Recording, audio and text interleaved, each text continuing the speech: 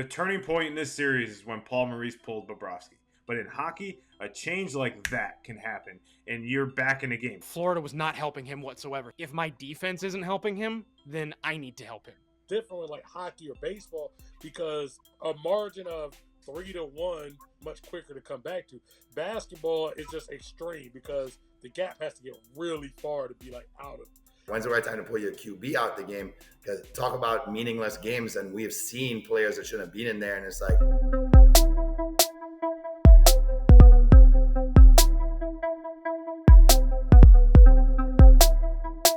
Yeah, buddy, episode 116.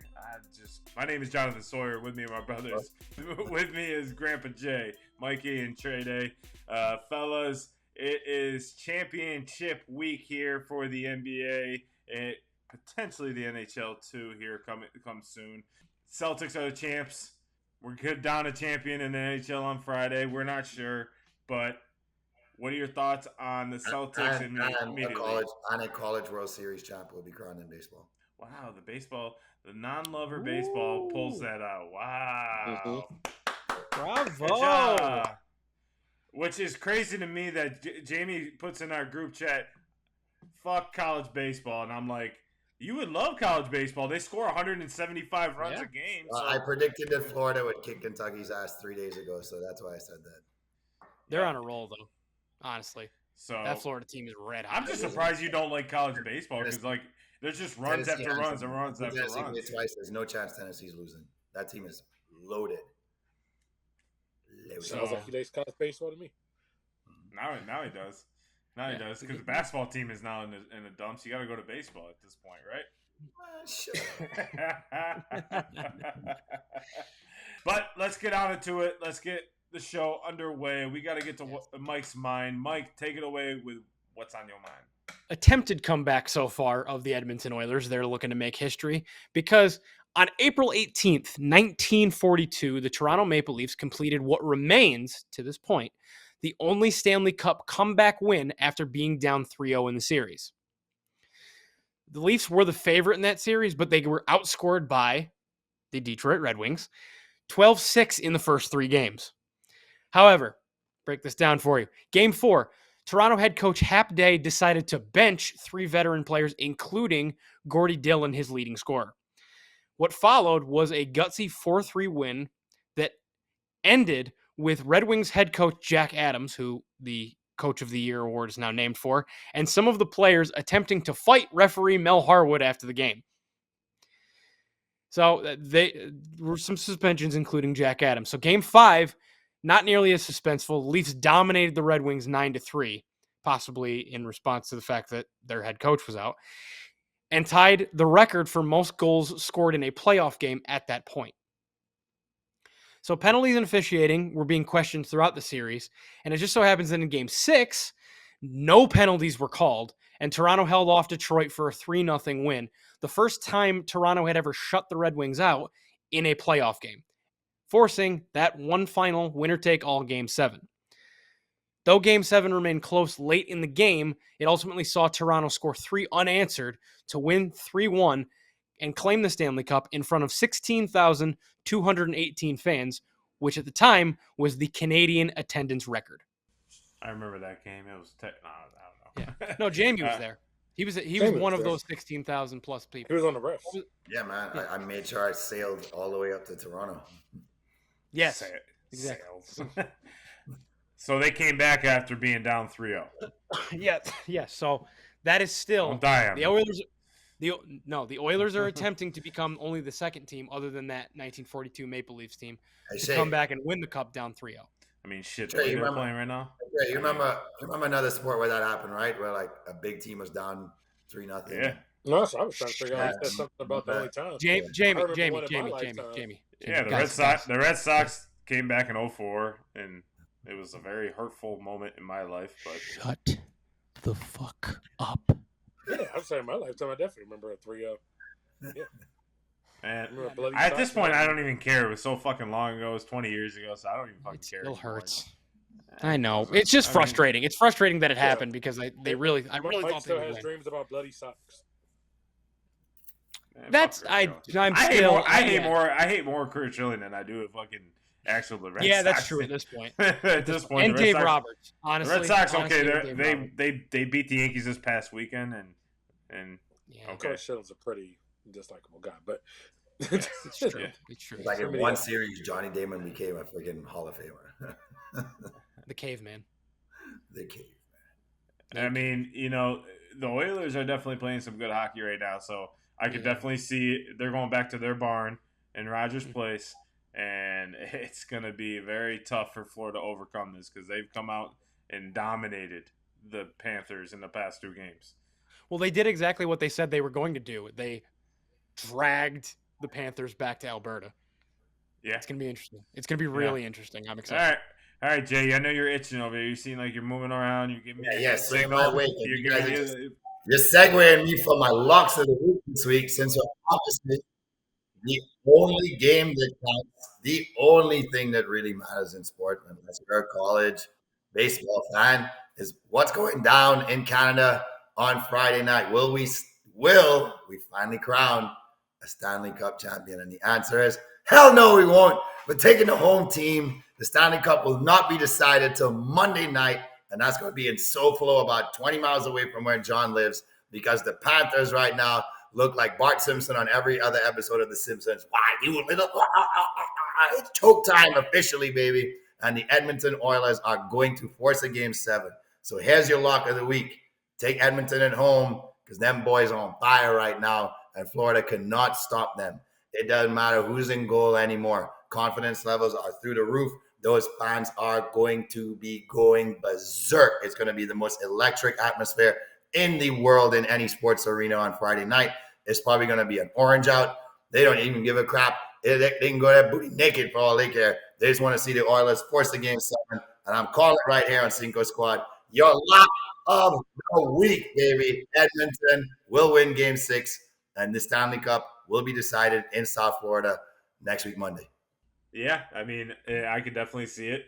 And that would be cool if I could go to that game, but I'm not spending $2,000 on 2 teams I don't give a shit about. So, you know, I'm good. I didn't even go to the Tampa one, and tickets were pretty affordable. So, and I didn't see Game 5, but what I read, did Connor McDavid kind of have the coming out party of sorts where everybody is unequivocally now stating that he is hands down the best hockey player. You saw the clip I posted about him dangling through everybody. Like that's what he does. Like and it's unreal how quick he can get through the lane and how quick he can maneuver his way through people and just stop on a dime and go the other way. It's not even like, and I was telling Mike, it's not even the Gretzky curl. He's not even doing anything. He's stopping, going the other way, and it's just as quick. It's like kind of like smooth. Yeah, comparing to like a football player or a basketball player for people who don't watch I call him the Steph Curry of hockey. I mean, the way Steph Curry just kind of can just stop on a dime and go the other way and explode and kind of do things with the basketball is just kind of is he Reggie Bush-esque with his lateral movement, you're saying? Like just bam, bam, pin, just USC Reggie Bush. Not New Orleans Saints, where he got fucking lit by the Eagles. If it goes 7, who you taking, Jay? So I can lock it in now too. On Monday night? Yes, I need the money. If you said that, it's all over for Florida. It's all momentum, swang. Edmonton pulls off like Mikey said, the second time ever. We'll remember this as a moment in history, at least in modern sports history, because there's not too many fans still alive from that time. So it will be the greatest memory of modern day hockey history for big hockey fans.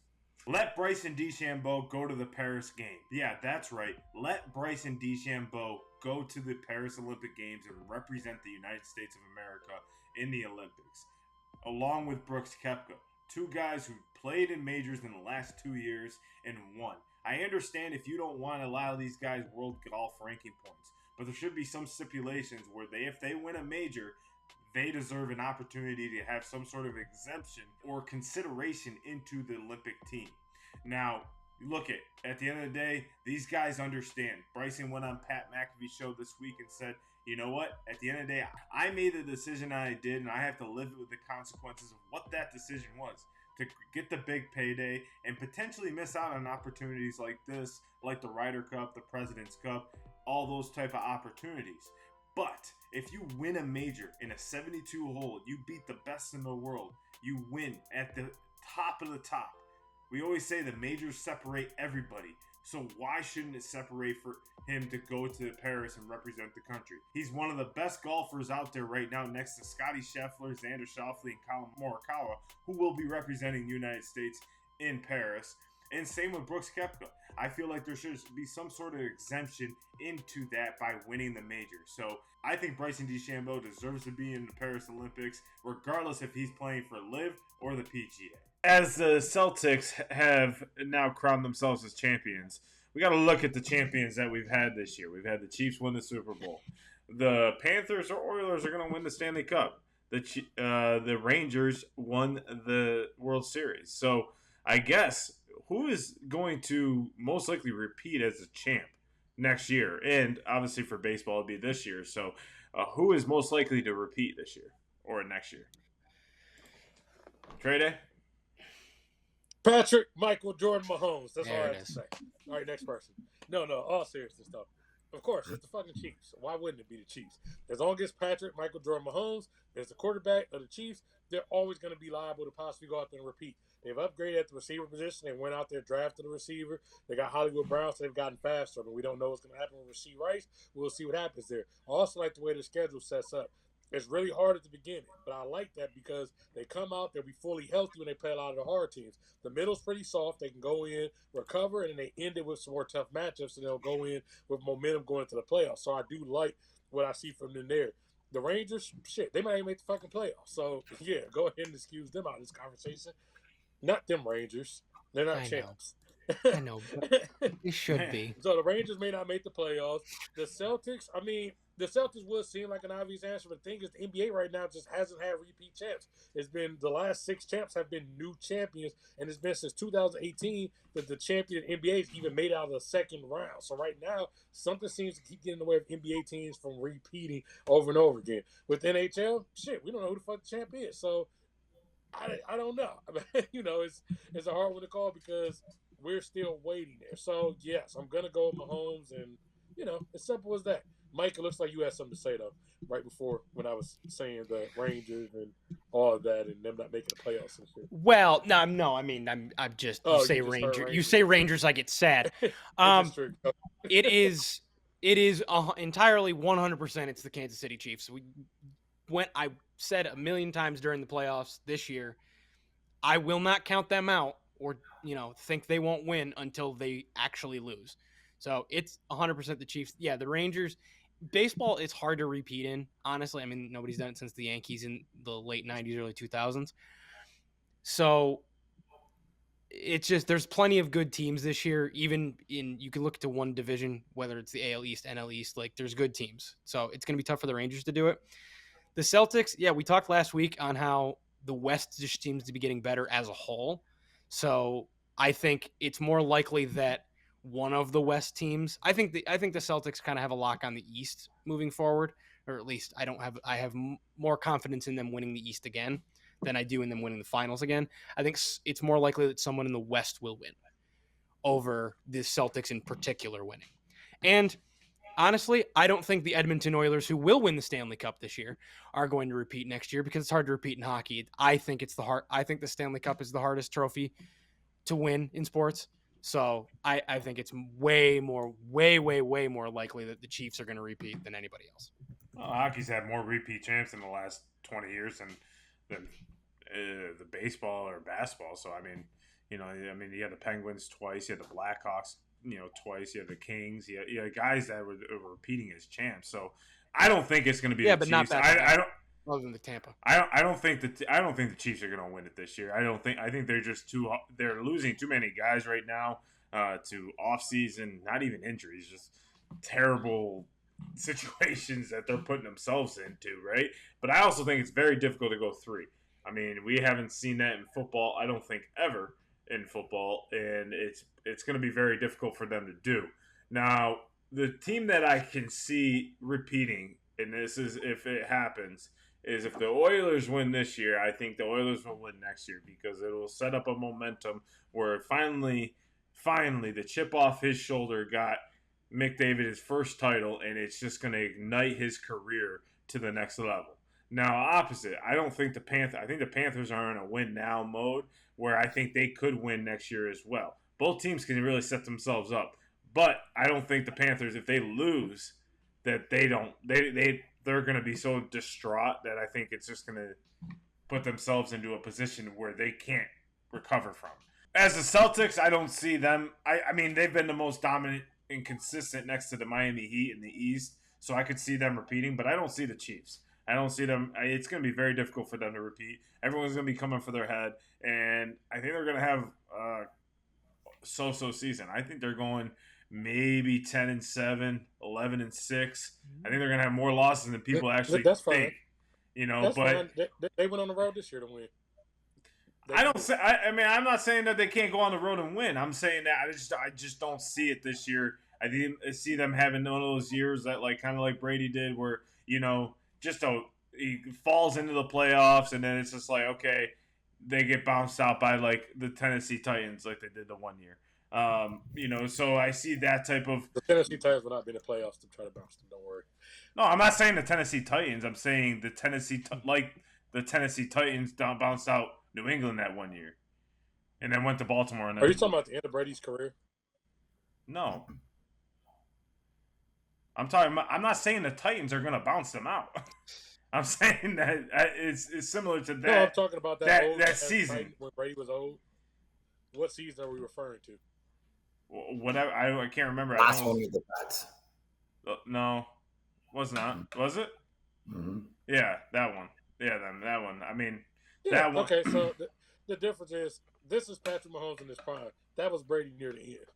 Not happening.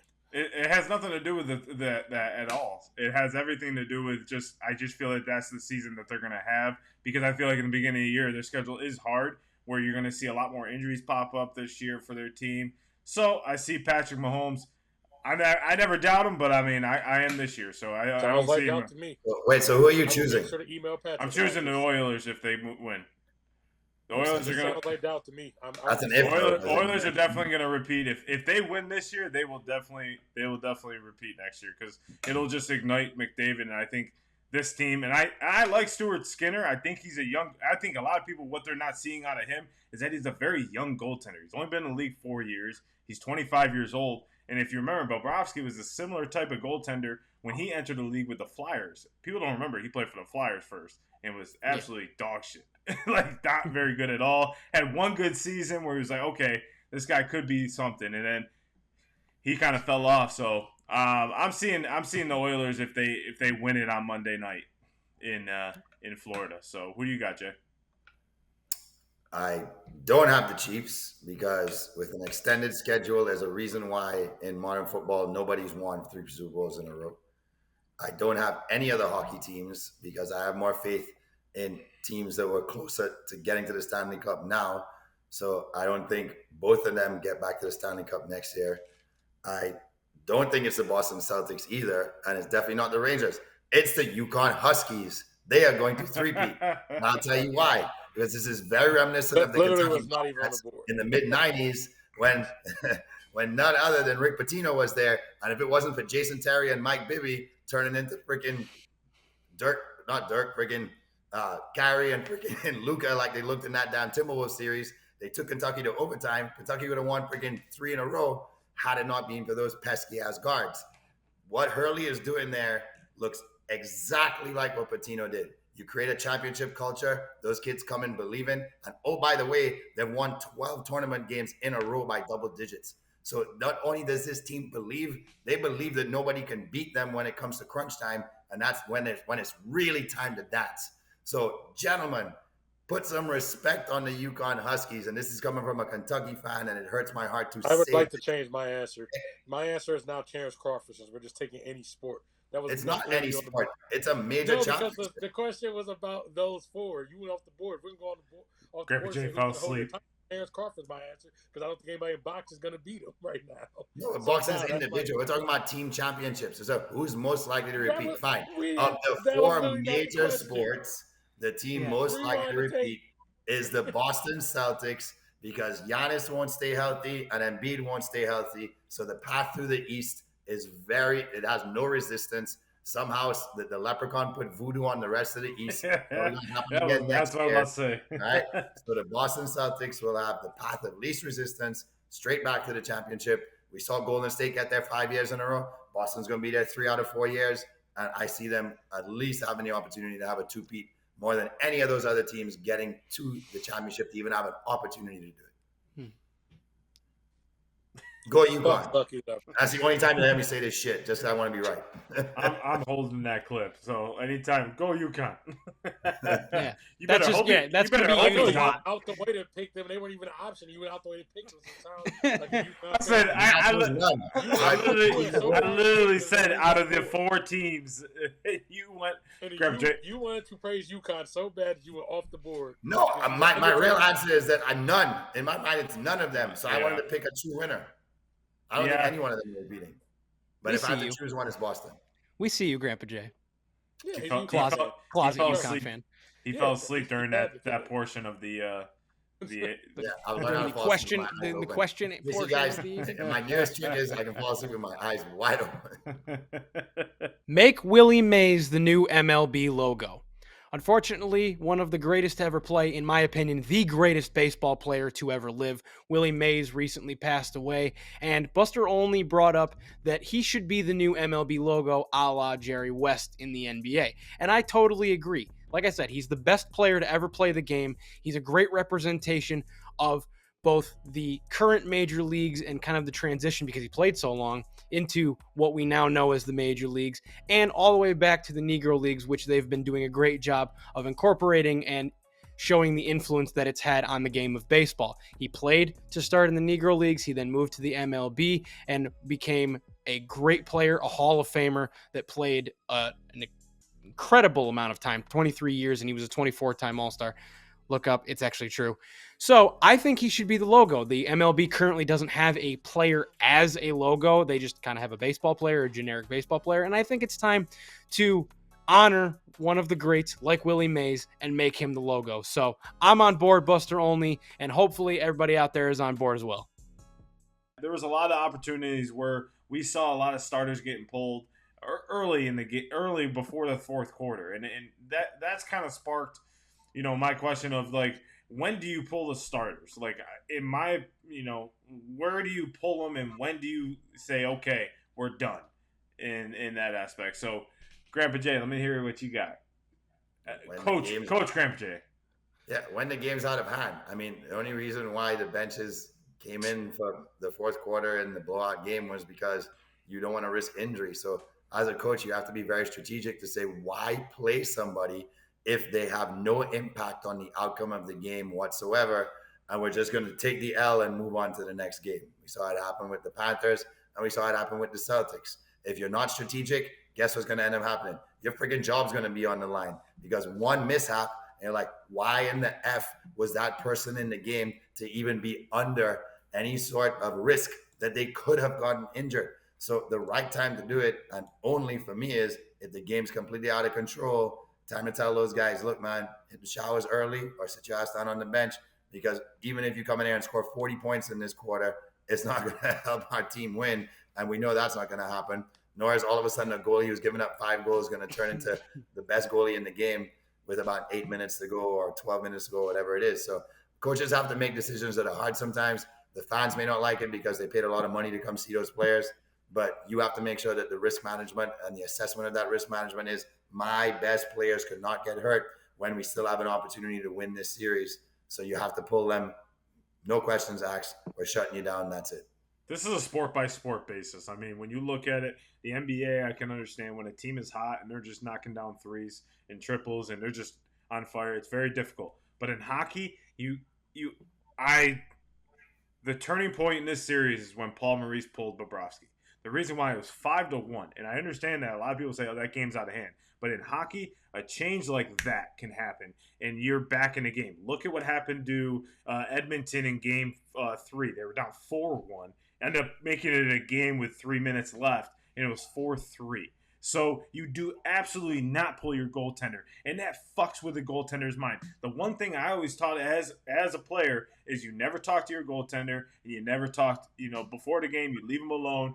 they're in their own space. Like, just let them be, because they're in their own type of mental space. Remember, these guys are playing the entire game. And I get, you're up 3-1. You want to try to win the game, but you do not pull your goaltender in that situation, because you ride or die with the guy that got you there, and that's Bobrovsky. And you don't pull him because you have that opportunity in hockey where it's so mental that it can change like that, and all of a sudden, boom. Where in basketball, they just kind of move on to the next game. And, look, it's all about getting hot in basketball, where in hockey it is about getting hot, but it's also about a little bit of a mental streak, because these goaltenders are trying to fight through to find pucks and stuff like that. So I think it's a sport by sport basis. So honestly, if the Oilers come back and win, that was a turning point in my opinion, because yes, you could say that the Panthers were out of it, but they weren't. You pulled them with 14 minutes left to go in the second period. You could have called a timeout, rallied your guys, as Paul Maurice has done the entire playoffs, and really motivated them to kind of, let's go. Let's get the shit going. Let's put one in the net, and let's let the next one come. Stuart Skinner gives up goals like it's nothing. Look at last night's game, or the night before game, and you're looking at that game, and you think that the Oilers are dominating, and then all of a sudden they're back. The Panthers are right back in it after one good period. So I don't agree with that mindset. I say you play and ride or die with who you got you there. And the NBA, I feel like a lot of times in this playoffs, especially when the games that I watch, I feel like a lot of the starters were pulled or gave up in a lot of the games with like 8 minutes left to go in the third quarter, which is bullshit in my mind. And I fucking hate that. I'm sorry. It's bullshit. I don't care if the game is 30-point game right then. Everyone knows in basketball you can go on a run for 30 points and go on a 15-0 run. I don't know if it's more common in the NBA than it is college, but you can definitely do that. And that's ridiculous in my mind for 8 minutes left to go in the third quarter, and we're like, all right. Do you really feel like that, though? I mean, yeah. I'm just saying because 100% I feel like that. 100%. No, because what I'm saying is, so even in the Boston and Mavericks series, with the exception of the one game they didn't play them back, there were big comebacks in a lot of the NBA playoffs. The Lakers versus Denver came back from 22 times, so I don't see where it was people giving up 8 minutes left. I would actually argue with the other side of that. Please give me an example of when that happened in a game. I saw the Cavs come back in the game 7 for 20. I seen the Nuggets in the first round come back for 20 on the Lakers twice in the series. Wolves did. Watched the Mavericks come back and end up losing the game after being up 25. So I saw many examples where teams didn't give up. I think in the regular season teams do that, but when it comes to the playoffs, the teams usually don't give up. That if anything, they get pulled. Like the coaches pull them. Most time teams. Well, I think the patterns we saw was you're down big and you make your run, but your run takes so much out of you, then the other team kind of snaps back, and then I've seen a lot of that. You cut the lead to 4, but then the other team jumps on a 12-1 run, and it's like, oh shit, now it's back to 15, just like that, because they almost let you play yourself for like 3 minutes. And then the same with the Pacers Pacers and Celtics series, where it kept being where the Pacers were blowing the Celtics out, and the Celtics didn't give up. They came back in like 3 of those games. So most NBA playoffs actually, to me, showed me. I don't know. I just think that's a stigma that gets put out there by the media, because like watching the games, no, people were coming back from 20 relentlessly all throughout the playoffs. That was even Doris Burken even mentioned on the broadcast about like, oh, this isn't over. They were trying to like keep us watching in Game 5 because they're like, oh, this isn't over, and it was like, yeah, I felt like it was over, because they're like, yeah, people keep coming back. Like they were kind of highlighting that. In basketball, to me though, to me, if I'm the coach, then I do feel like it's kind of a dead mission, and you get a game like Game 4 where the Celtics just weren't dropping. I'm going to pull it because it's not worth going out there and putting the extra mileage on you. In that case, if you go back, and I know I cite this series a lot, in the Warriors-Cavs series in 2016, the Warriors blew the Cavs on a couple games, and they pulled everybody. So the Cavs had more energy later throughout that series because they weren't just wasting meaningless energy early in the series. I think it's different with like hockey or baseball, because a margin of 3-1 or in hockey or baseball is much quicker to come back to. Basketball is just extreme because the gap has to get really far to be like out of it. Whereas like you're never really out of it. In baseball especially, you're never out of it because I mean you can always just go rally 10 runs in the inning. And in hockey, unless you basically get down to 3 or 4 minutes, you pretty much always got a shot where somebody can make a goal, somebody slips, somebody comes back make a goal. And hockey's always like hockey and soccer specifically by the nature of the game is pretty much always open for somebody to come back, unless the minutes are basically just dead. Yeah, and that's why I said it's a sport by sport basis. I think that's where that you see the difference in the sports where hockey's so fast paced, and they always talk about fast paced, and it's like one team can get a momentum, get a power play, and go 5-on-3, and boom, all of a sudden they're back in the game on a power play Yeah, the nature that of the costs game. them too. Right in NFL, it's very difficult because there's only so much time of possession. And in the game, you can move the game really slow by just handing it off to your running back and getting 5 yards of carry and then running clock. So NFL, it's kind of difficult on the NFL side where, and also you got to think of also the other side of things of the physicality of the sport too, right? You look at the NFL where when you pull guys for like if you're down 14 points, it's going to be hard. I mean, with like 8 minutes left to go in the game, unless you have a Brady or a Mahomes on your side, you're not going to really have a team that's going to push forward, right? So you're not going to have that mentality in that team. So I don't know. What do you think, Mike? Yeah, so I agree. It can be different across the sports. In my opinion, when the two examples that brought this up, the Celtics and Panthers, both of them, in my opinion, pulled way too early. I think I get wanting to save energy and save health and things like Work for that, and something. that's a good factor, and that's something to keep in mind. But for me, I'm always partial if you're going to start doing that with the game out of hand, and obviously it's with the game out of hand. In basketball, for me, it's like 30 plus points. I'm waiting until the final, I guess you could say, period or time frame of the game, whether it be fourth quarter in basketball, third period in hockey. The thing with hockey is I think there is a little bit of room to be able to, if your goalie's just not on, if he's not seeing the puck well, if he's not making stops, then I'm okay with like midway through the third if it's just out of reach, pulling him and trying to give him a reset. I think hockey has become from again, this is my perspective, hockey has become more and more about pulling the goalie sooner ever since Wad didn't get pulled. And then he never played for the team again. Now Mike, that what is your limit? Like, what would be?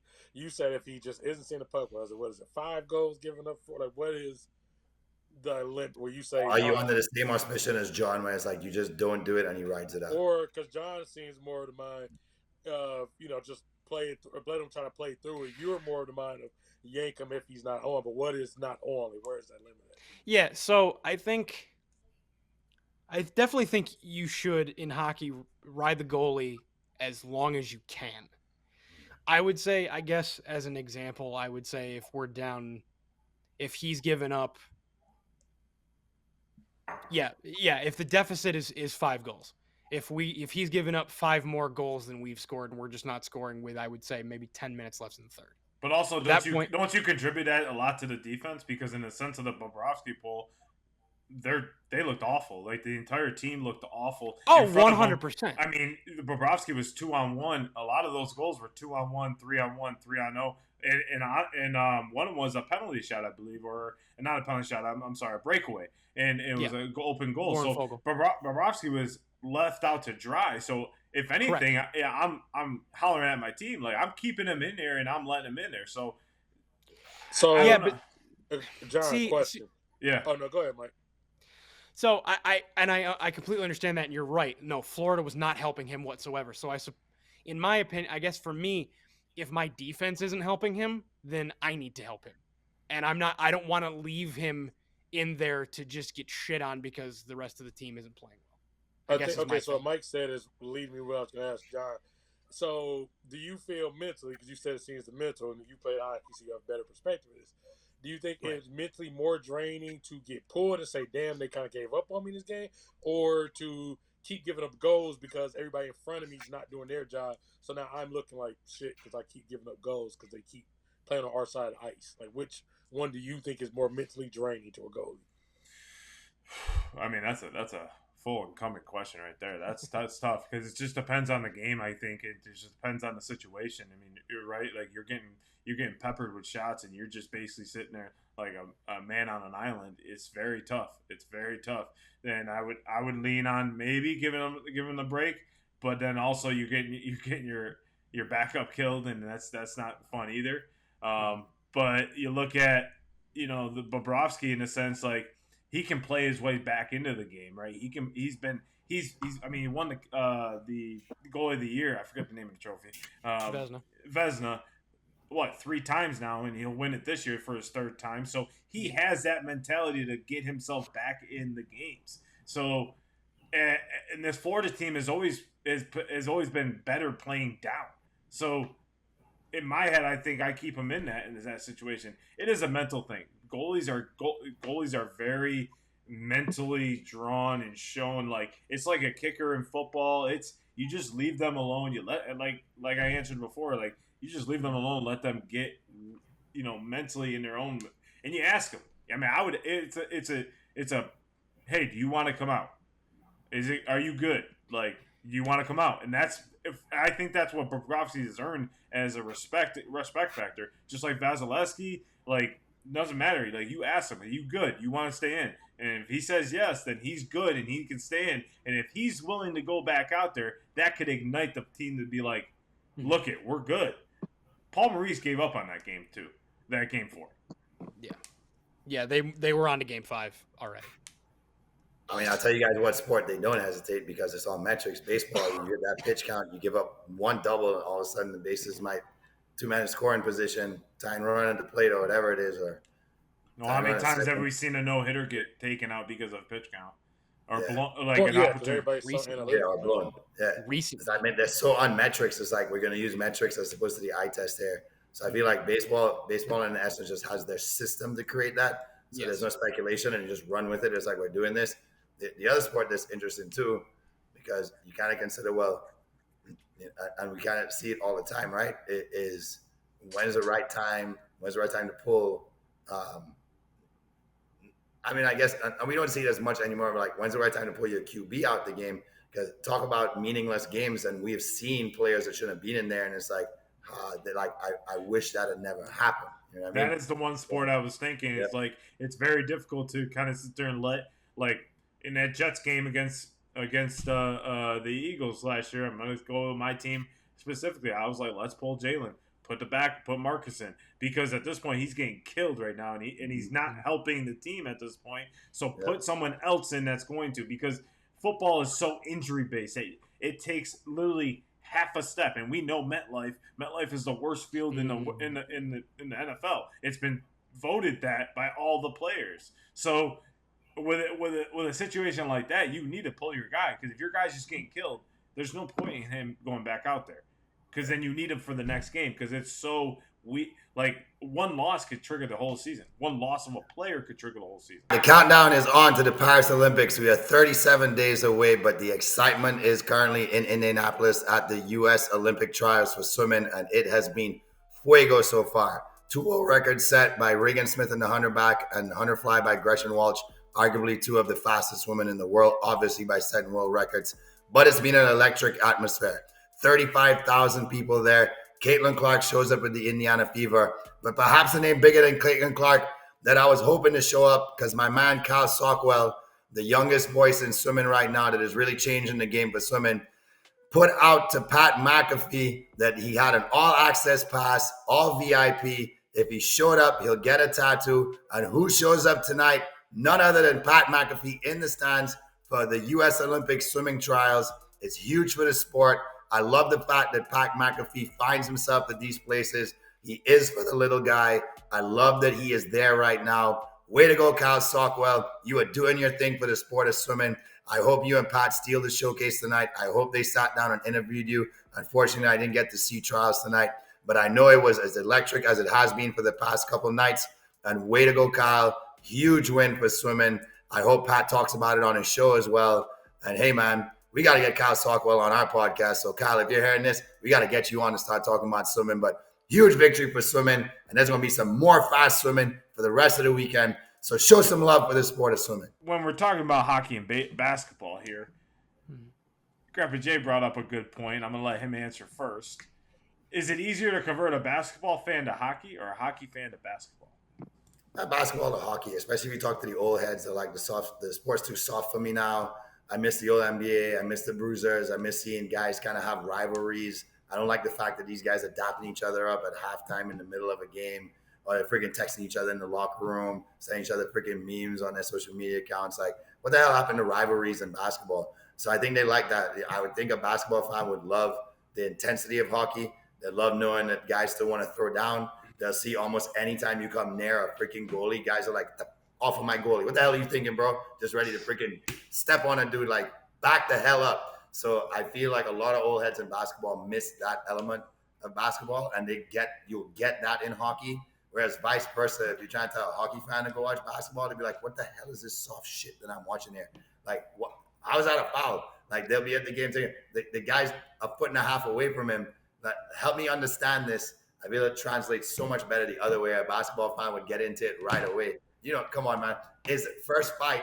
A basketball fan's probably there just going, fight, fight, fight, fight the whole time. Everybody's like, yo, is this your first game? Right? And then a hockey fan goes, and he's just like, why the hell are they blowing up? Wait, hold on one second. Isn't basketball supposed to be an up and down sport? Why are they standing around shooting free throws again?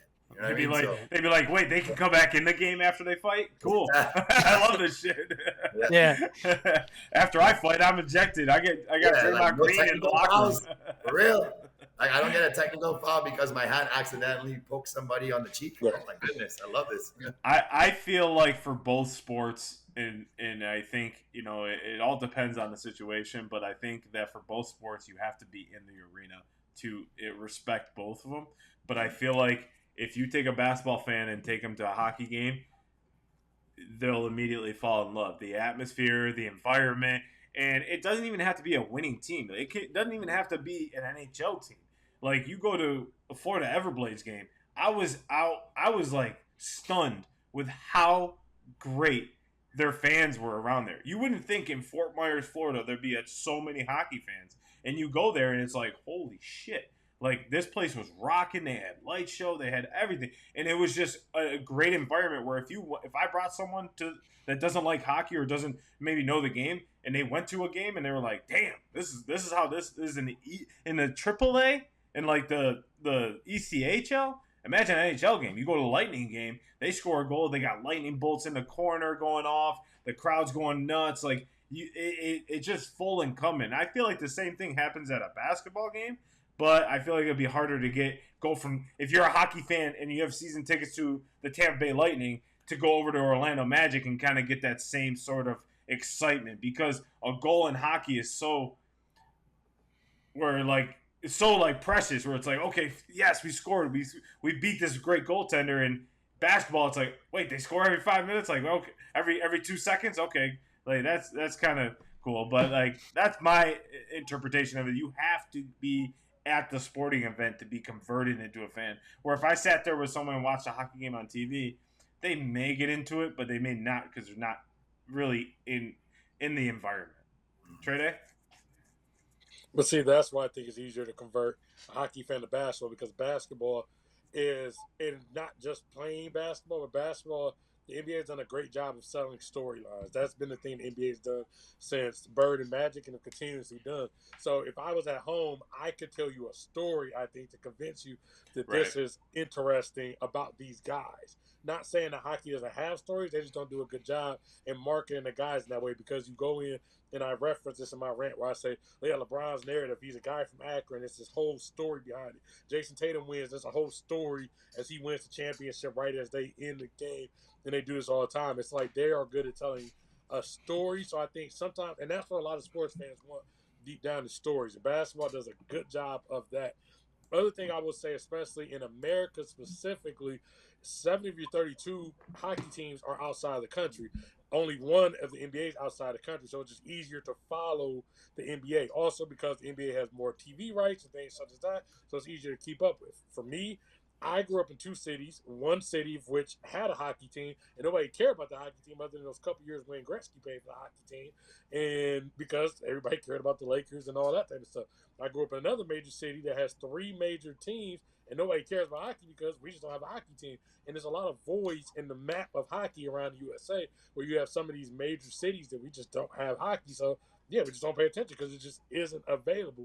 And I get what you mean about, like, it may get you to it. Like, if you went, like, if I went to a Cleveland Monsters game, maybe it would get me into it because you'll say, oh, yeah, that was fun. But it's not easy to keep the Cleveland Monsters because I mean, I gotta get the newspaper to go read up on it. They don't come on TV, so unless I'm attending it, it's just hard to track. You like at that point, you may be able to convince me to go back to watch a hockey game, but you wouldn't be able to convince me to now turn on and say I'm gonna watch this on TV because I don't have a team to follow.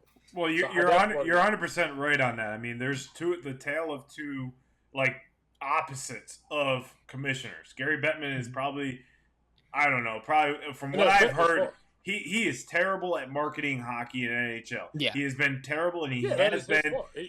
Adam Silver has done everything he can to put the NBA at the top of everyone's mind. So globally, and he's done it with such.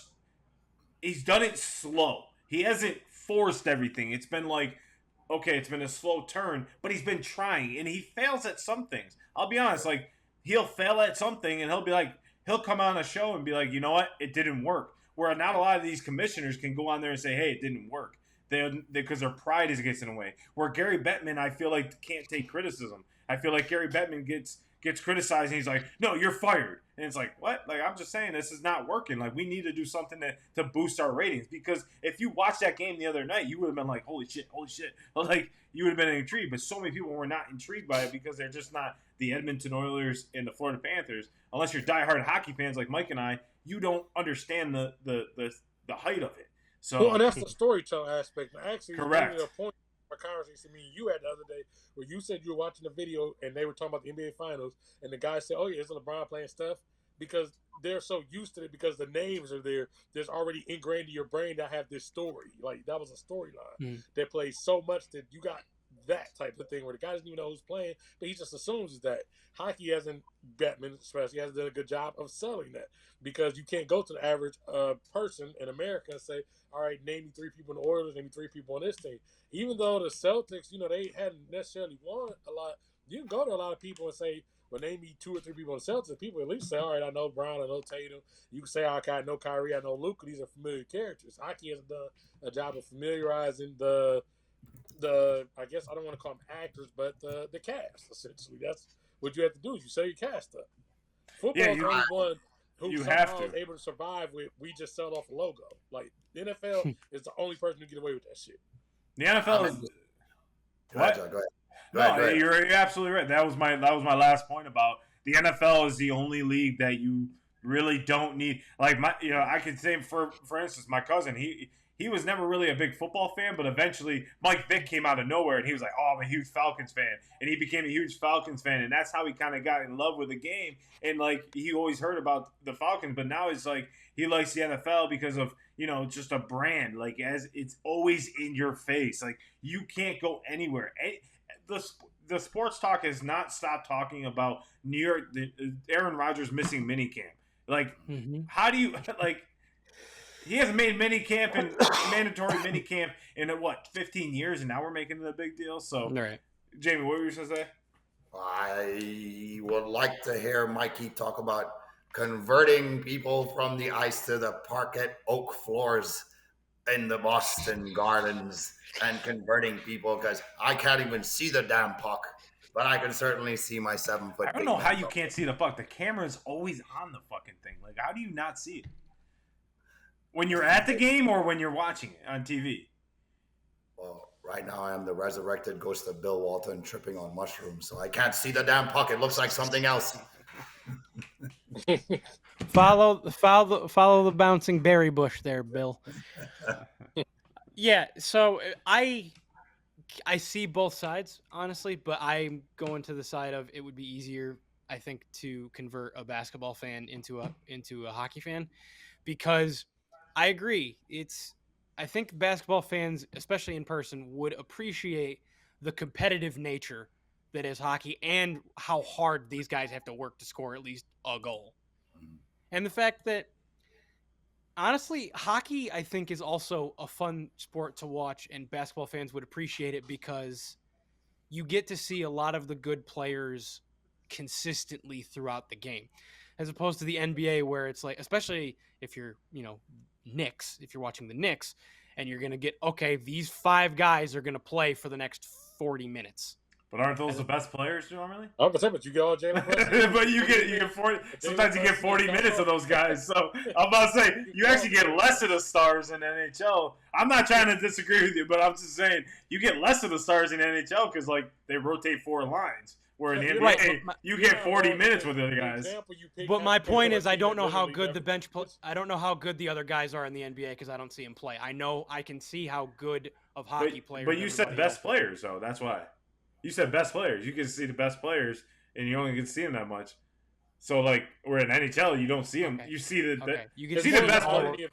You literally pick the one team in the NBA who always plays the best players. No matter what's that's why I was confused on the Knicks because they average all 3 of them over 40 points a game. I know. That's why I brought them up as an example.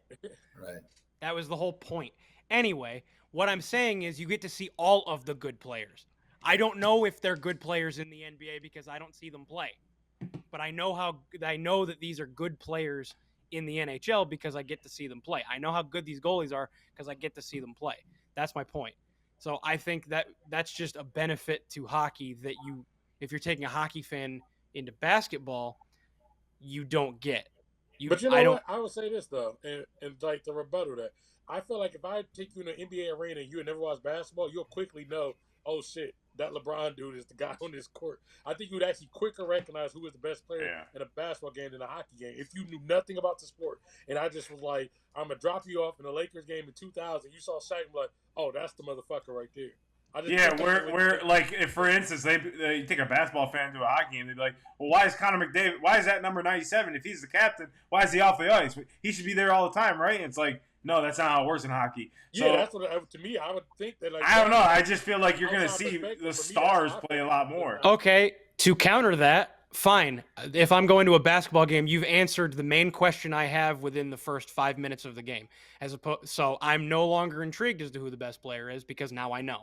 As opposed to hockey, where I have to watch the game to see who these people are and how good they are. But to counter that, I don't get that. Then that means you're trying to draw.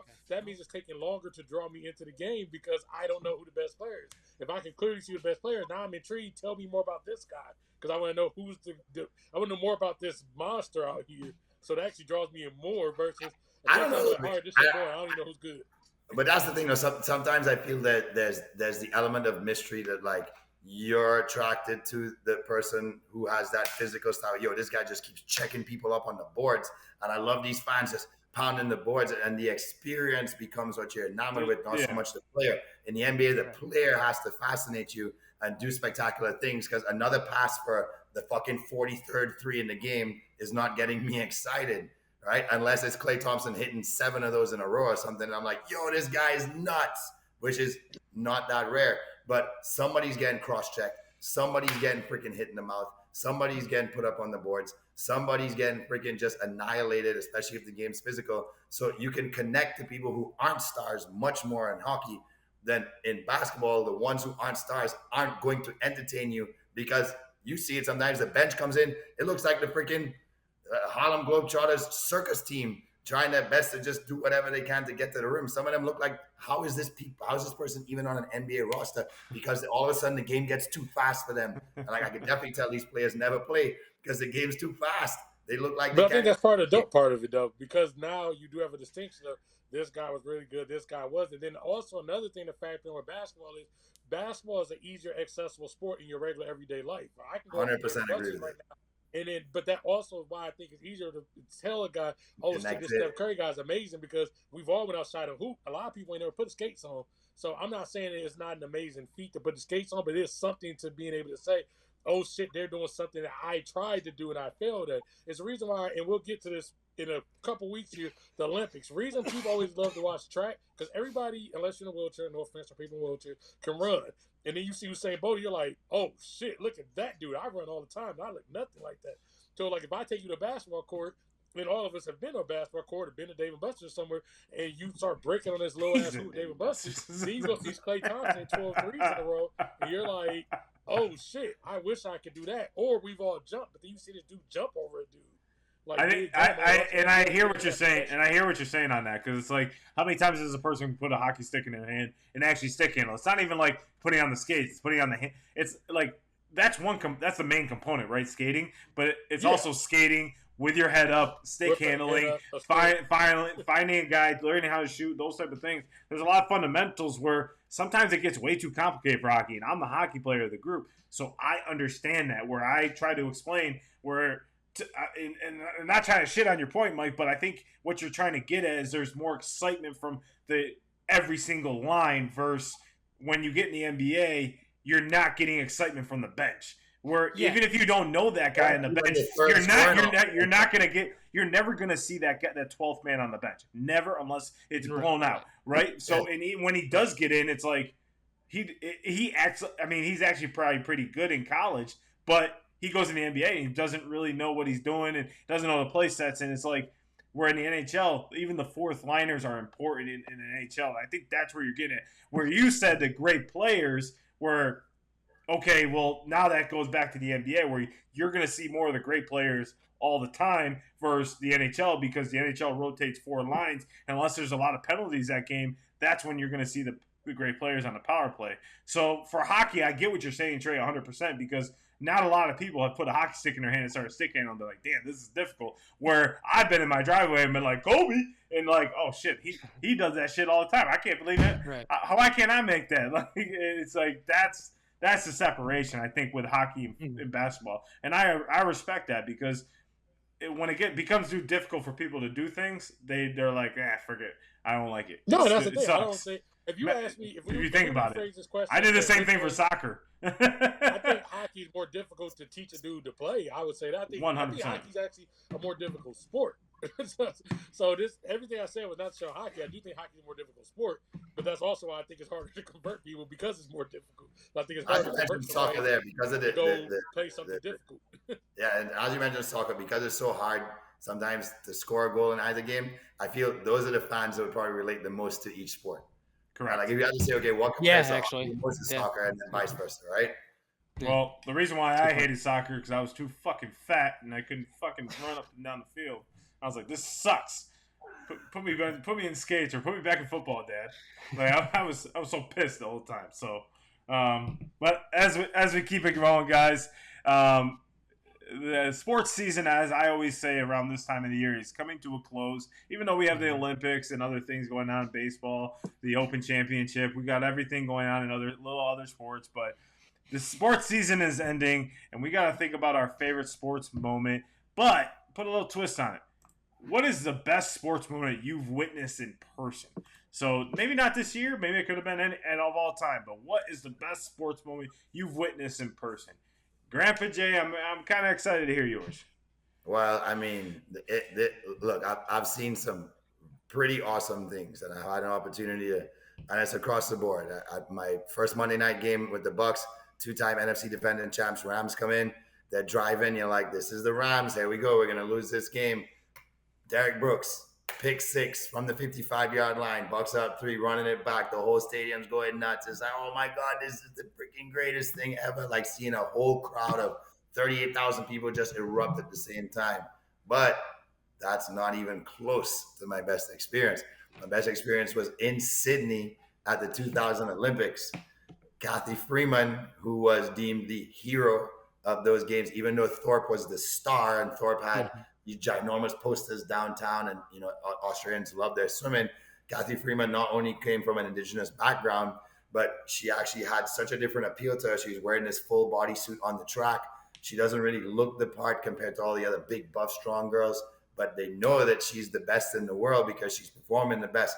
So when I tell you, imagine being in a stadium with over 65,000 people and you hear the guy who's about to start the race go, because it's a murmur from where you are, and the whole place goes quiet.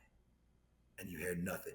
You just hear the gun go, pow! And everybody just goes, wow! And you see her running, and she takes the final try. When she took the final corner, when I tell you, everybody in the stands, no matter what country you're from, everybody, even Americans were cheering for her at that time because it was about her. It wasn't that she's an Australian. It was about everybody just celebrating this moment with the Australian fans. Everybody has goosebumps. She takes the turn. You know she's going to win. And the whole place just went nuts. And ironically enough, I spoke to I have an athlete on my team whose mom represented the USA in modern day heptathlon. And we actually were talking about that today because I was saying, I was like, it's so ironic we're at the games and like we meet each other 25 years later, whatever it is. I was like, what was your moment for you? And she's like, Kathy Freeman. And I'm like, no way, I'm about to talk about it on my show tonight. She's like, oh my God, I have goosebumps talking about it now. So anybody who was at the stadium who got to witness that will forever say that's one of the real classic goosebump moments you could have experienced, because I mean, it was one of those things where it lifted you up. Like I didn't even know I was standing up. Like the energy just like picked me up out of my chair. You know what I mean? And like everybody else like, yo, home. So, but it was such a fantastic thing to see that and celebrate it with the home fans. One. I mean, weren't you at the Olympics with? For everyone that doesn't know, Jamie swam in the Sydney Olympics and represented St. Lucia at the games. But then you were at the one where Phelps broke the record, right? Well, I was at Phelps' final Olympics in 2016, so I wasn't in 2008, but I was there in 2016, which was his final race, and that was a pretty momentous occasion too, because it was almost like everybody knew, like, holy shit, this is the last time I'm ever going to see him at the Olympics, right? So it's one of those moments where it's like he has to go out a winner, he has to win. So when he won, you know, everybody's just like, and look, DeMarcus Cousins was there, Kevin Durant was there. I mean, all the NBA players are right there within like reach of us, and they're all there showing big love and mad respect to arguably the greatest Olympian of all, if not the most accomplished Olympian of all time, at least with his medal haul of over 23 medals. So, you know, that moment was really special, but that was more special in the sense that like the sentiment of being there for it, but the moment that was the most electrifying in terms of what I witnessed is how I just described watching Kathy Freeman do it in her home country. Because when you do it in your home country, there's just something really special about that. You know, winning in your home country is the host country.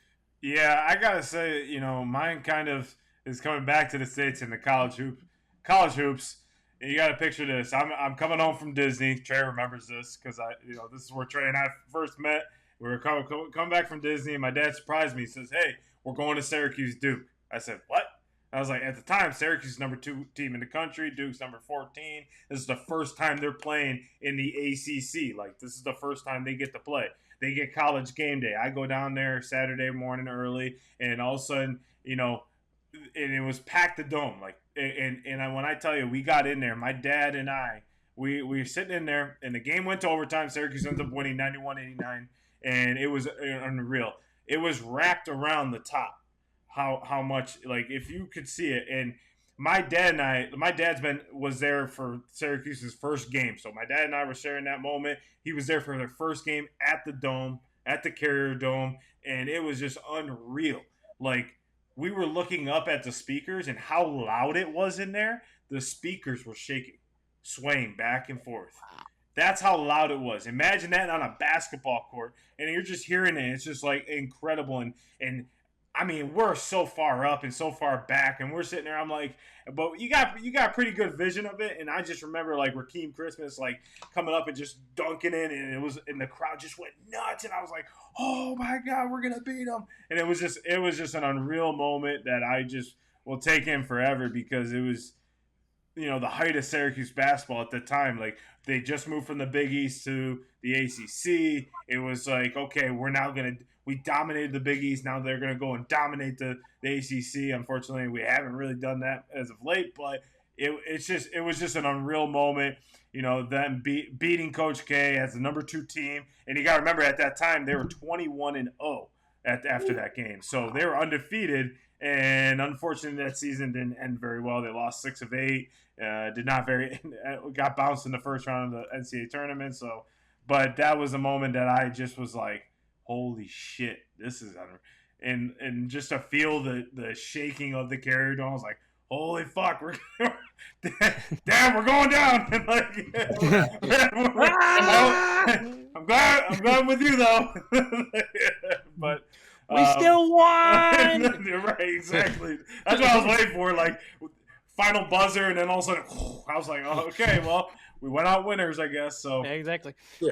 Mike, what do you think? What's your favorite moment? Witness. So I will say, unfortunately, being that growing up in Elmira and then moving to Rochester, there hasn't been a lot of opportunity especially for like major professional games for me. just because I've been far away from most of my teams. I've been far away from a lot of teams, so I haven't been to a lot of games like that. So actually mine, the one that popped into my head is actually a high school game. It's actually a high school basketball game. I happen to, for those that don't know, I happen to have done a lot of work with Fairport High School in the Rochester area, did a lot of public address announcing, and it just so happened to be a game that I was working as a public address announcer. It was Fairport Hilton at Fairport. Big regular season game. I want to say it was like the second to last game of the regular season.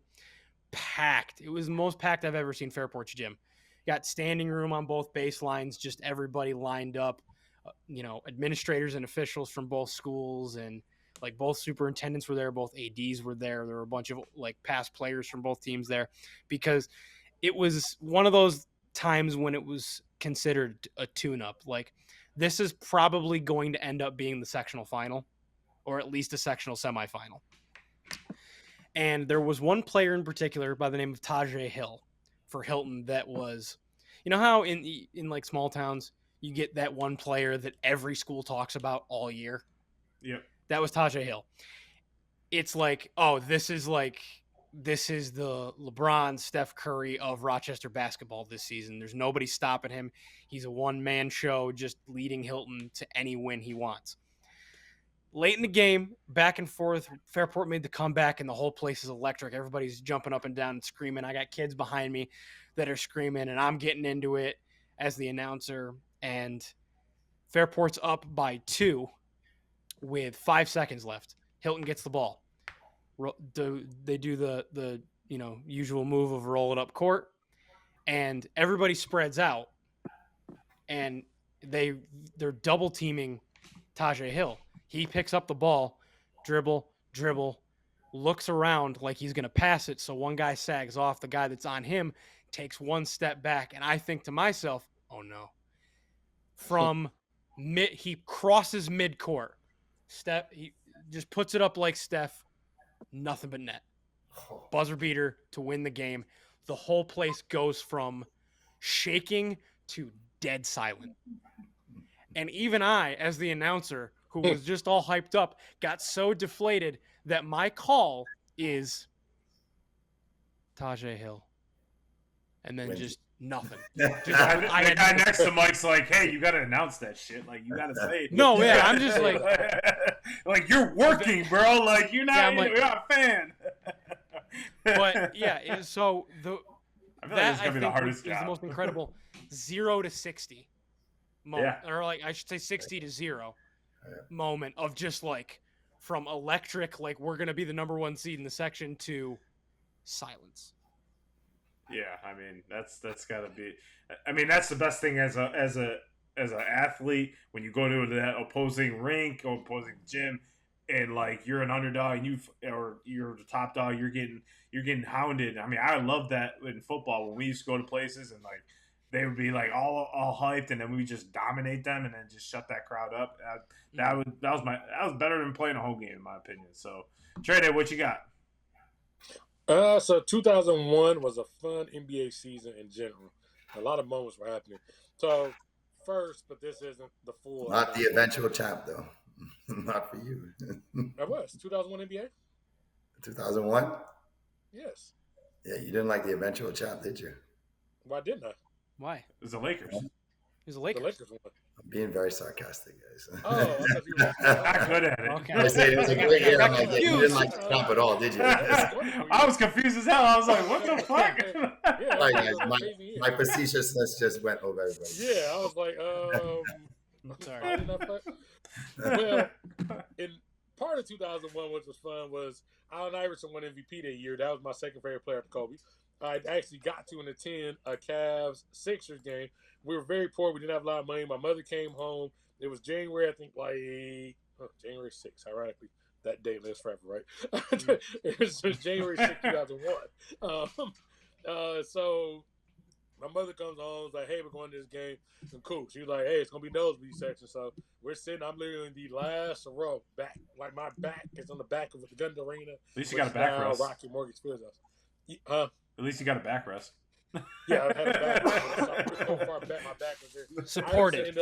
Iverson ends up that night dropping 54 points, which ends up being a stadium record. So it was one of the moments that capped off his MVP season. So that was fun. But later in that season, unfortunately, Allen Iverson for himself had to lose the NBA championship. Fortunately for me, it was wonderful because you know what happened after that championship?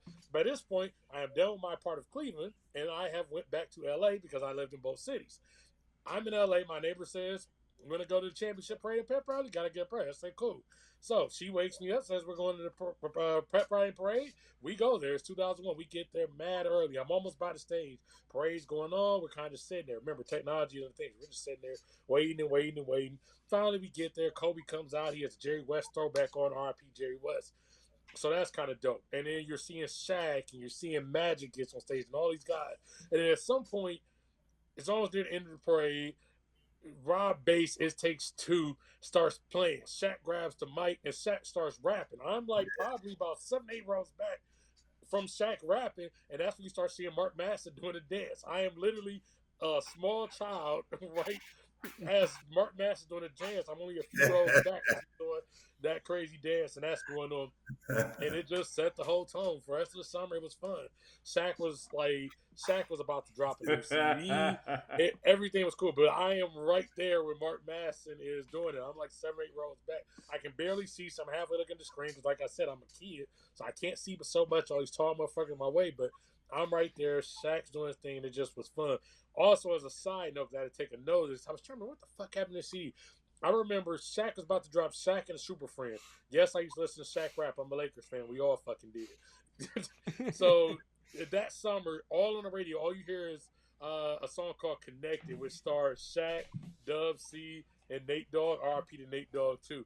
But that CD that never dropped was going to be bombed. Shaq actually completed, but a bunch of stuff happened and he didn't drop it. Featured on that CD were supposed to be Nate Dogg, Dub C, 112, Ludacris, Twister, Trina, Dr. Dre, Common, The Roots. All these people did songs with Shaq. It was supposed to be on that fucking CD. And Shaq, if you're out there, damn it, we need you to release the Super Friends CD. It's the album we never got.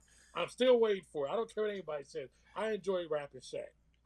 And if anyone knows out there, that's Trey's signature dance too. Yes, the Mark Master dance. The Mark Master dance is his signature dance because that's why it was there. So if anyone sees Trey doing that, that's the reason why. Now you know. So we will be back. Anybody who knows me knows I'm a Lakers and Ohio State fan, and that's my thing. So you can imagine this ain't been the greatest sports year for me. I watched the rivalries win. First Michigan wins, then I watched the Celtics wins. But I'll say it like this: fuck blue.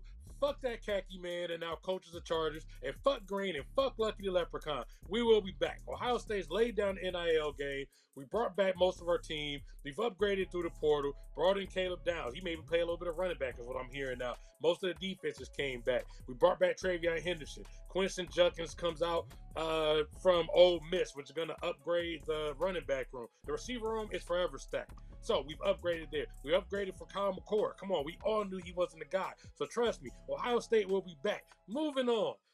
This is going to be where everybody's going to be like, oh no, you lost your mind. But trust me, there's a path. I don't know the exact path, but I trust Goat James. The Lakers will be back.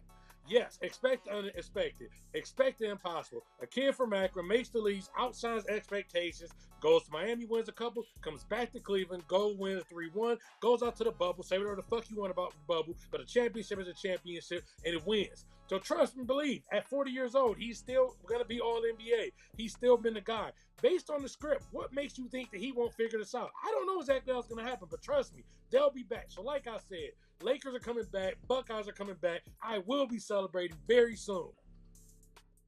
Fellas, we got to get to our story of Stump the Squad champion number 2 and try to dominate Trey Day. Got to take him down. So let's get to it. Stump the Squad.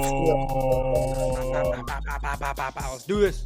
Yes. Boys and girls, ghouls and goblins, and everything in between. You know what time it is. Our favorite time in the show. It is Stump the Squad. This way you get a chance to play along with us. If you get your answer right, give yourself +2. If you get it wrong, you get -2. Don't cheat because we don't. We know everything. We just pretend we don't. So Trey's ahead right now. We're all playing catch up. So you gotta get it wrong tonight, Trey. I got no love for you. So I'm gonna kick it down to you. So you score 0 as usual to start the game. Let's roll. Okay, so last week I made a declarative statement. I said Andre Iguodala is the worst Finals MVP in the history of Finals MVPs. I still do believe that. But there is something that I came across in research here. And the question of the day is, which Finals MVP had the lowest average of points per game in the Finals when they won the MVP? So basically, lowest points per game of a Finals MVP in that Finals. We have either Cedric Maxwell, JoJo White, Willis Reed, or Wes Unseld. Willis Reed. No? John's going Willis Reed. This is not a trick question. All four of these guys did actually win the Finals MVP. Who's that? Yeah. Who's the second name? Okay, I'll go again. So I said Cedric Maxwell, JoJo White, Willis Reed, or Wes Unseld. I'm going to change to JoJo White. Yeah, I was thinking JoJo White. John's going JoJo White. JoJo White sound like a baller. Cedric Maxwell. JoJo White was a baller. Cedric Maxwell was a baller. Both of those were Celtics. So we're going Cedric Maxwell for Jamie. We're going JoJo White for John and Mike. Mm-hmm. Today, I have successfully stumped the squad. Wes Unseld. Yeah. There's Wes Unseld. Anybody want to guess how many points? It's not my tiebreaker if you need it. Anybody want to guess what his points was? Yeah, 13.6. 8. 9.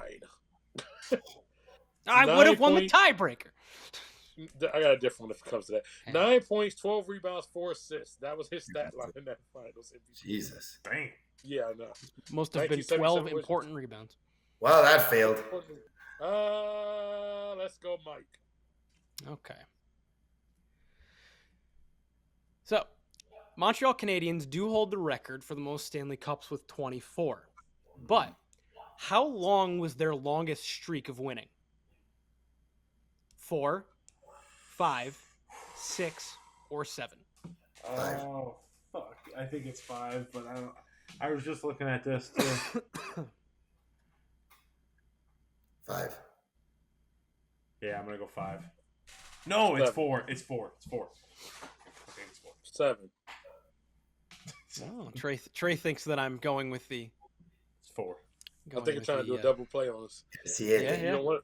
Trying to make you think that I wouldn't do 7, but this the usual 7, but it's actually the usual 7.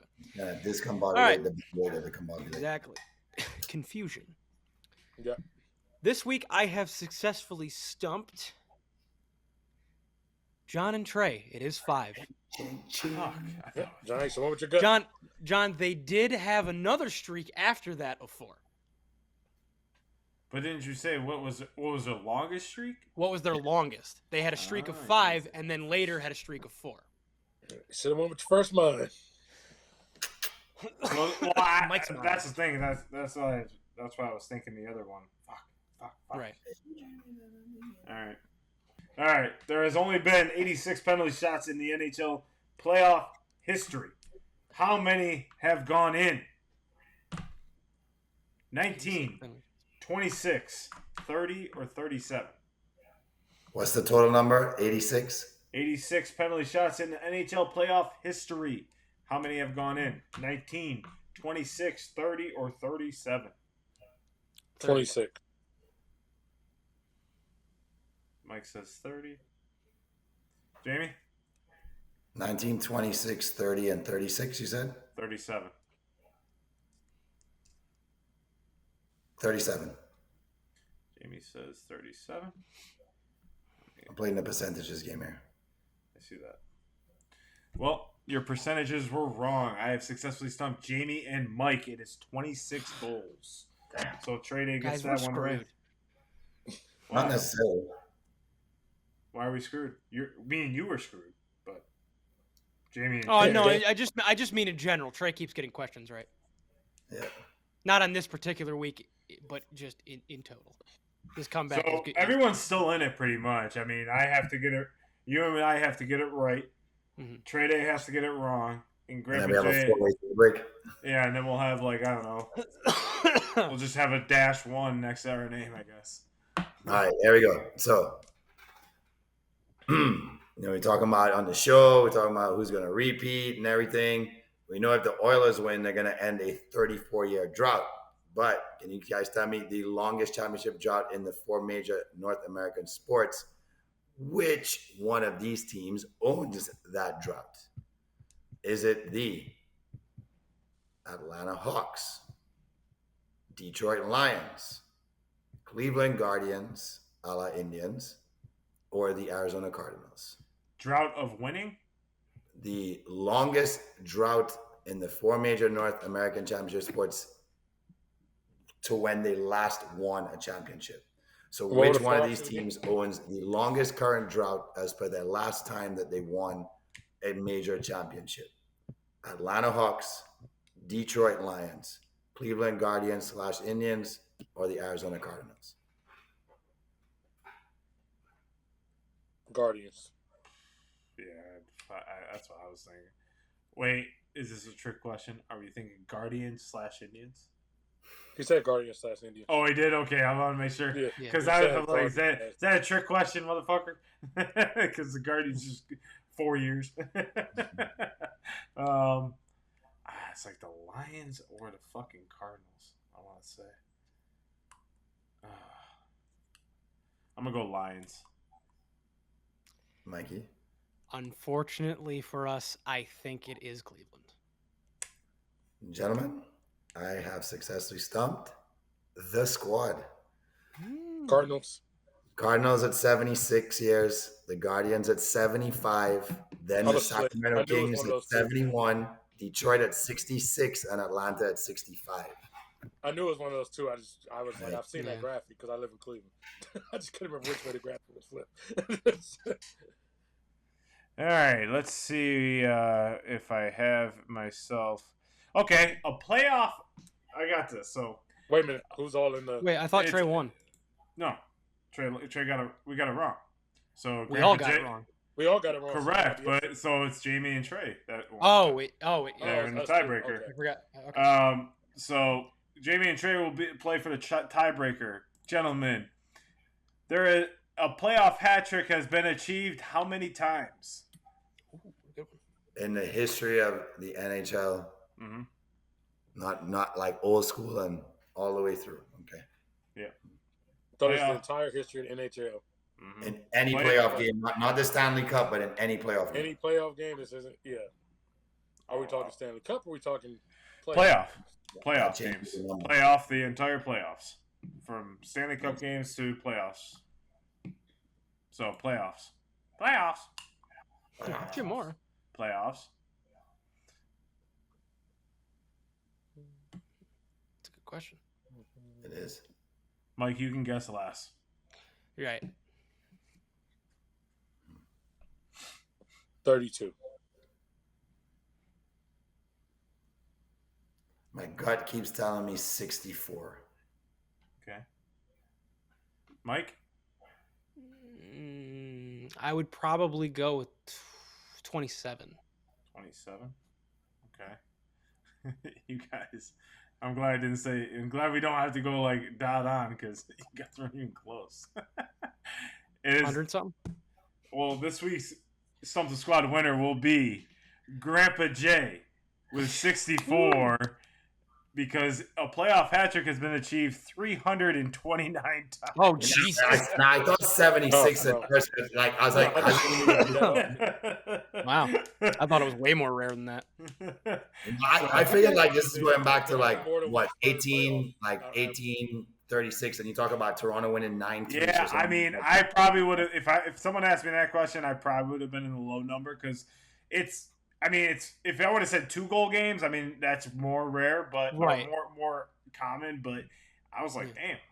Well, the first thing that popped up was 176, and I was like, I think I'm going to overshoot it by 100. So I was like, let me just go 100 less. Yeah, because that means it happened on the average. It's happened more than once per season. Right. On average, I was like, no. By far, the league just hit their 100th, 2 years ago? Because let me ask you. Which player has multiple hat tricks in more than one postseason? Okay, there's an obvious answer, which is Mario Lemieux. Who ready? Mario Lemieux, Wayne Gretzky. It's Wayne. He did it. No, it was Gretzky's. He did it 4 times. He had 3 hat tricks 4 times. Mario He's the Lemieux greatest never did hockey player ever. Yeah, Like, like, if that's anybody always best. disagrees with that, you're wrong. Yeah, it. Jaromir Jagr never did it. No. No. Well, yeah, no. I mean, he's the only one. Only one player that's done it multiple times. That's Multiple amazing. hat trick. I mean, Yager might have had a hat trick, but this is multiple hat tricks. Multiple playoff years, yeah. Multiple hat tricks in more than one playoff season. So that More means than one postseason, Gretzky had like more than one in. In Like, he one made it single 2 plus. playoff year. Mm. Yeah, In yeah. one single playoff. He could have had like 2 or 3 times he scored a hat Yeah. trick. So, Yeah. which it doesn't surprise me because I mean he just was scoring the puck at wits end in the playoffs. Yeah. So, well, this week's Stump the Squad winners, Grandpa Jay. Congratulations. Congratulations. So this week's Say it scores again. go to Trade A at 7, Grandpa Jay at it ties Mike and I at 3, I believe, right now. I don't have the scoreboard up, but I believe it's 3. I believe so. So, congratulations, Grandpa Jay. You are now with Mike and I at that 3, and we got to get one step closer. Wait, can I do my Jason Tatum celebration? We did it. We did it. We did it. I mean, he's getting ripped for that. He's absolutely getting ripped because he Because it was it wasn't. There was no emotion. Like Yeah. he's not He's an copying emotional guy. everybody. He's copying Kobe. He tried to with pick Kobe. emotion. He's not an emotional guy. He tried to be Garnett and lost a lot He of did the energy to Garnett. Kanye. I guess we'll never know. Right, I'm he like, tried to do the Kanye. He tried I'm to like, do bro, Kobe, come he on tried- now. Like, Just kept pushing. Everybody Just- but Jason. Like Tatum. even how he held the trophy was so awkward. Like he didn't know if he should Holding put a his baby. head on it. He didn't know if he should like cradle No See, it. one- but that's no Shaq. one was getting that shit. No one's getting that shit out of his hands. It's still in his hands. No. Deuce is Oh, yeah, getting- no. Deuce is like, Dad, come on now. Like, you gotta give it to someone else. This is How my come you're son. so- hey, John, This how is come my you're so son happy now. for him? As a Heat fan, why are you happy for a Celtics player? It's not so much. I mean, he could have been a Milwaukee Buck player. I just like Jason Tatum in his game. I like his work ethic. I saw him at Duke, and just watching him play, it's just like, damn, this guy is going to be really good. Yeah, I agree with that. No, he was. But He Fuck, just dude, he yeah, just but yeah. works so fucking hard at this, and it's Yeah. just when you see a player work so hard, regardless if they're on your rival team, it's always nice to see their like kind of they benefit from that work, right? Mhm. Them and Jay, and then I felt so great for Jaylen Brown because he was getting so ridiculed by one particular guy, and it's just this guy on Cinco squad. He just kind of. I mean, he stepped up his dribbling. And Trey, he did you hear him shout you out?